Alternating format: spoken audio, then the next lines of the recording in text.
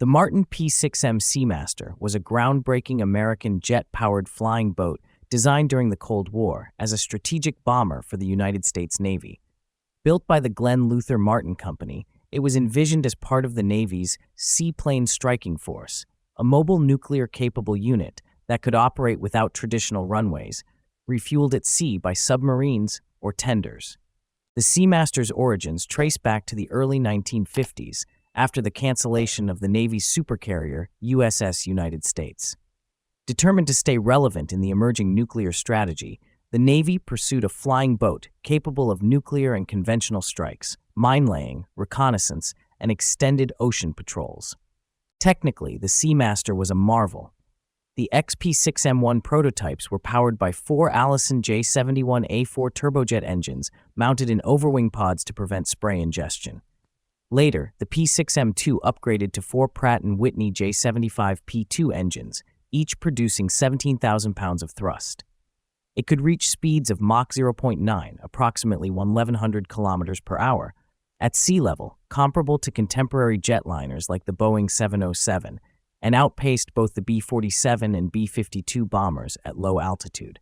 The aircraft featured a high-mounted, sharply swept 40-degree wing with anhedral tip tanks that served as stabilizing floats, and a T-tail with an all-moving horizontal stabilizer. Its bomb bay included a rotating, pneumatically sealed hatch based on the Martin B-57, capable of housing torpedoes, mines, nuclear depth charges, and acoustic buoys. The aircraft had no permanent landing gear, but used detachable beaching gear stored on board.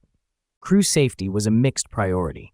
The 2 pilots had ejection seats, but the remaining 3 crew members, navigator, engineer, and tail gunner, had to exit via hatches, a design criticized as unsafe at high speeds. Despite this, the SeaMaster included modern avionics, radar systems like the Hughes AAPS-44A, and even a retractable step hull to reduce drag. Operational testing began in 1955, but early crashes plagued the program. The first prototype was lost due to a stabilizer malfunction, and the second disintegrated midair because of untested control changes.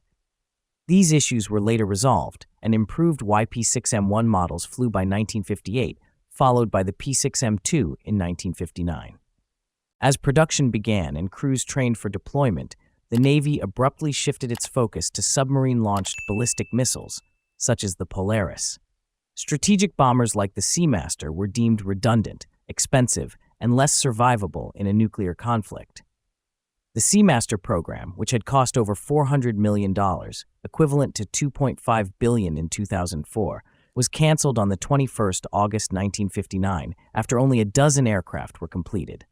Martin attempted to repurpose the aircraft for civilian use under the name SeaMistress, an 8-engine flying boat airliner, but found no buyers. With the end of the SeaMaster project, the Glenn Luther Martin Company exited aircraft manufacturing, turning to missile and electronics development.